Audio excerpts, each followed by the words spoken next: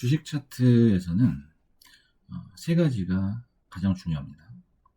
그 세 가지는 첫째는 캔들, 그 다음에 이평선, 이동평균선이죠. 마지막으로 거래량입니다. 그래서 오늘은 캔들과 이평선 거래량에 대해서 아주 핵심적인 것만, 중요한 것만 한번 알아보도록 하겠습니다. 먼저 캔들이란 이렇게 생긴 거죠. 그래서 빨간 게 양봉, 파란 게 음봉이라고 하는데요. 캔들은 시간에 따른 주가의 변화를 하나의 봉으로 나타낸 것이죠. 이렇게 9시에 개장을 해서 3시 반까지 주가의 흐름을 선으로 한번 나타내 봤습니다. 했을 때 9시에 이렇게 시작해서 시작한 주가를 우리가 시가라고 하죠. 그다음에 쭉 올라가서 고가를 찍고 다시 쭉 내려가서 저가를 찍은 다음에 다시 조금 올라서 이 종가로 이제 마무리하게 되는 거죠. 그래서 우리가 시가와 종가를 기준으로 이 캔들의 몸통을 그리게 되죠. 그래서 시가보다 종가가 높은 경우에는 이렇게 빨간색 양봉으로 표시를 하게 됩니다. 그리고 저가와 고가는 이렇게 위아래 꼬리로 표현을 하게 되죠. 그래서 하나의 캔들이 완성이 되는 거예요. 이게 뭐 1봉이 될 수도 있고 뭐 3분봉이 될 수도 있겠죠. 자, 그러면은 우리가 이제 어떤 캔들 패턴에 주목을 해야 되는지 한번 알아보겠습니다. 이렇게 생긴 게 있어요. 이렇게 하락을 했다가 다시 올라가게 되는 이렇게 추세가 반전이 되는 반전형이 있어요. 이런 이제 반전형의 패턴을 우리가 이제 바가지형, 뭐 뒷박형 이렇게 부르는데 예전에 쌀 풀 때 쓰던 이제 뒷박이라는 게 있어요. 이렇게 생겼죠. 그래서 네모나게 이렇게 생긴 거 이렇게 생겼다고 해서 반전형. 주로 이제 눌림목에서 이런 게 많이 나오죠. 그 다음에 이제 이렇게 계단형으로 올라가는 그런 패턴이 있어요.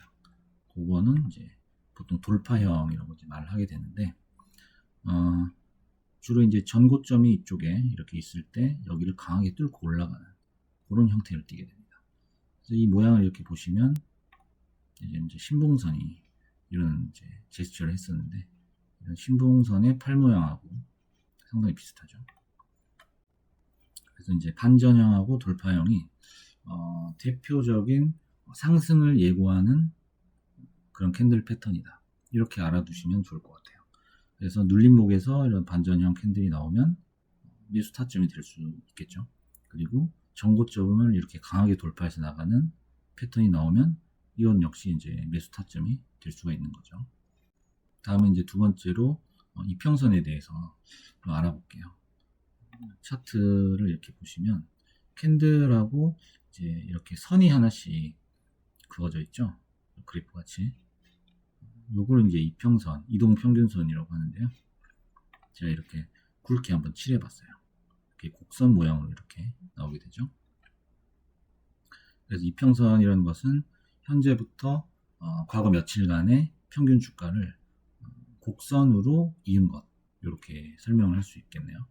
그래서 이걸 좀 더 알기 쉽게 이제 설명을 해드리기 위해서 엑셀을 한번 켜볼게요.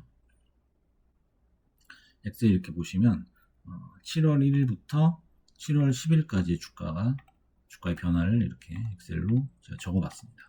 500원, 600원, 뭐 700원, 800원, 900원 이렇게 올라가다가 1000원 고점을 찍고 쭉 내려오는 그런 패턴이에요. 그래서 이 패턴을, 이 변화를 한번 그래프로 그리면 이런 식으로 이제 가격 차트가 나오게 되겠죠.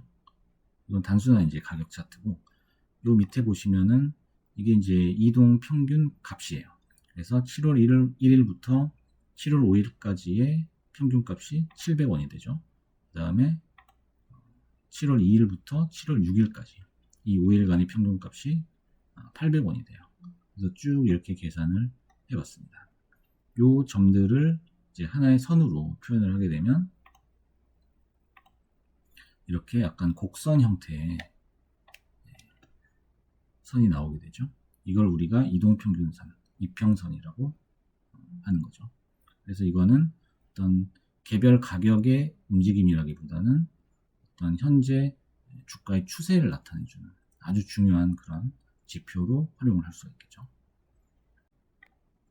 자, 그럼 이평선에서 가장 중요한 건 뭘까요? 이평선에서는 우리가 꼭 봐야 되는 게 바로 기울기의 변화하고 21선의 상하 돌파 여부 두 가지라고 볼 수 있어요.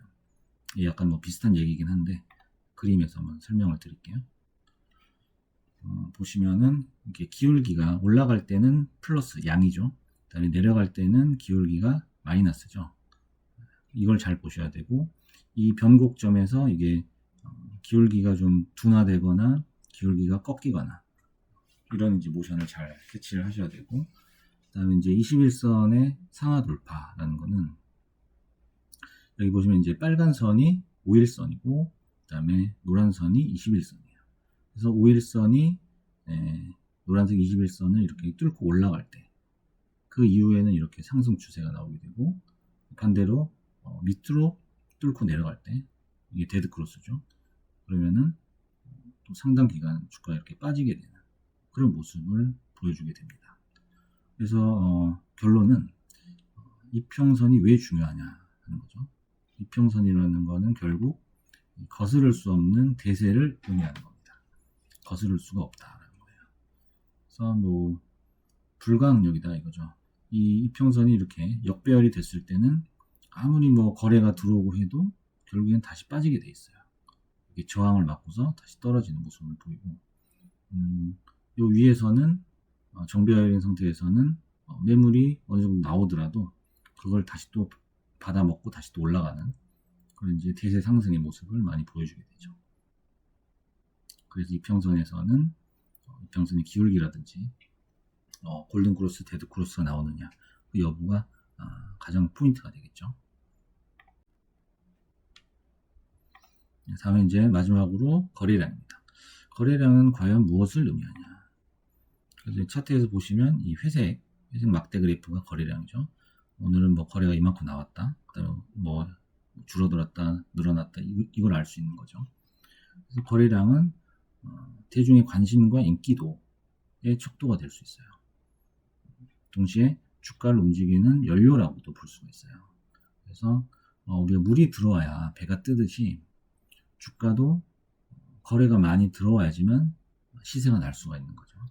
그래서 거래량은 굉장히 중요하다는 거예요. 결론은 거래량이라는 것은 추세의 신뢰도를 결정한다라고 볼 수 있어요. 그래서 거래량이 많이 나올 때 주가가 올라가느냐 아니면은 내려가느냐에 따라서 이후에 추세가 상승인지 하락인지를 어느 정도 예측해 볼 수 있다. 즉 확신을 할 수 있다라고 볼 수가 있겠죠. 오늘은 캔들과 이평선 그리고 거래량을 통해서 주식 차트를 어떻게 해석을 할 수 있는지에 대해서 간단하게 알아봤습니다. 그래서 오늘의 결론 21선 위에서만 거래하자.